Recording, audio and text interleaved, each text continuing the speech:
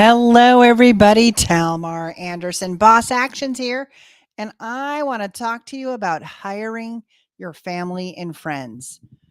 I get it. It seems like a great cheat to avoid the hiring process, right? We already trust these people. They've showed up for us in different ways. Let's admit it, right? The relationships we have with our family are different than what we're going to ask for them to do. Say if they're going to be your new marketing assistant, keep in mind that there's a few things you need to do to make sure that they're successful, and you need to know how to get out of it. And let's talk about that, how it can be safe to work with your family today. So, the first thing I want you to understand is what you, as the business owner and boss, can bring to make sure that your family member, whatever the position you're asking them to step into, can be successful. And the first thing is we have to ask them if they want to do this particular job. One, do they want to work with you? Do they want to work as a marketing assistant, as in this example? Regardless, maybe you want them to be customer forward. I know there's great ideas for family legacy and having the idea of working with our family all around us. It sounds great, but let me tell you, it gets mighty sticky mighty fast.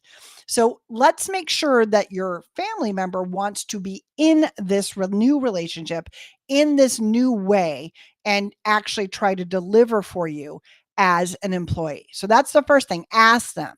The second thing is you need to have, I know you're not surprised, a job description of all the things that will help you and them, is really lay out what you need them to do to be successful in the business. Now, if you don't know how to write a job description or you don't have the process behind that yet, I know a company, Boss Actions, that would be happy to help you understand how to develop and define success as you go out to attract the right people and motivate them to deliver like rock stars they can be. So, if you know that you want to have this position and you want a family member, you still need to write that job description just like you would for anyone else. You need to manage this relationship like the boss you are. You can do this. So we have to ask them, we have to have the job description. And lastly, we need a safe word. I know that sounds a little weird, but this is what I highly recommend, because what I want for you is you to be able to save this lovely, trusted relationship of your best friend or your cousin or your aunt or your mom or your kid. It doesn't matter. Whoever's coming into the business, I know that you value that relationship so much. You're inviting them to come into this new world that you love as much or differently than them, but you love it and you want them to be excited about it. And it may or may not work. So let's create a word, a safe word that either one of you can use. And there's just a couple of rules of how this will be successful and save that wonderful relationship you had at the beginning of this great idea. All right. So if you decide on a safe word, this is what it looks like. The first rule is once you've agreed to the safe word concept, anyone can use the safe word.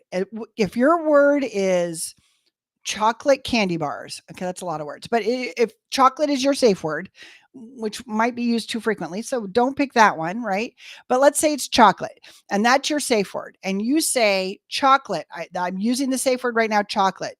The agreement is whoever said the word is entitled to end that working relationship right then and work on helping you set up the company to get out of the relationship.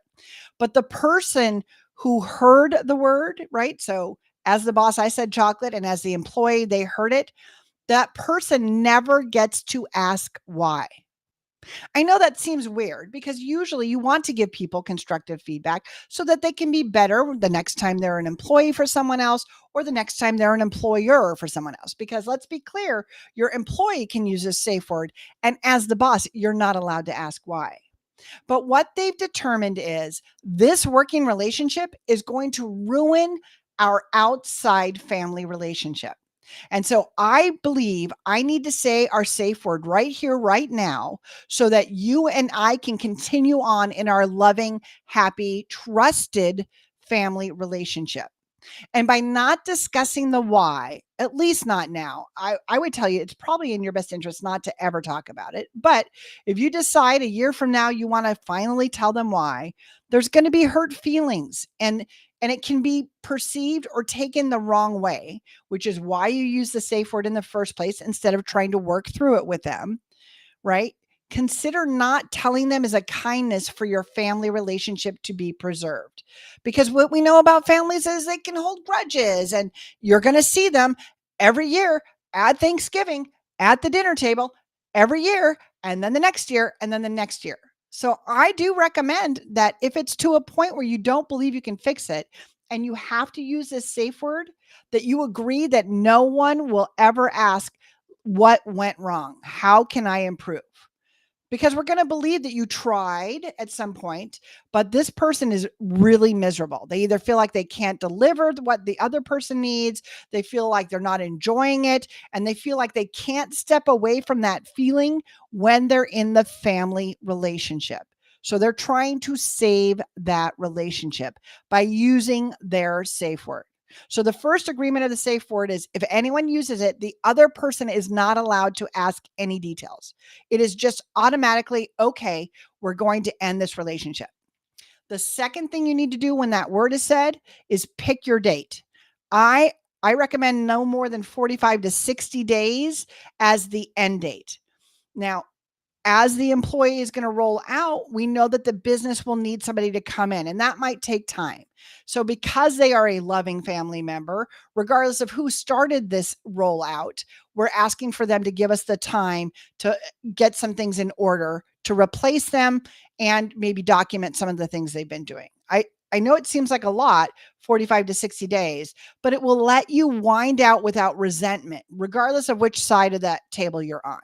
So as soon as the word is used, you pick your end date, and that does not get moved. No matter how many new projects come in, no matter how many people say yes, no matter how many people call out sick, you do not ask that family member to continue on for anything. This is an agreement you made before you started the relationship, and you're saving your family relationship. Do not push the date once it's agreed on. Once we have that, the last thing we need to understand is that we are valuing the relationship. We have to be okay with, I want to stay in this family relationship. I value my aunt. I value my mom, my son, whoever it is. I value this person so much that I'm going to let it go. I know it's not easy and it's a very grown up thing to do. But if you're asking family and friends to come into your business, are you really ready to risk it?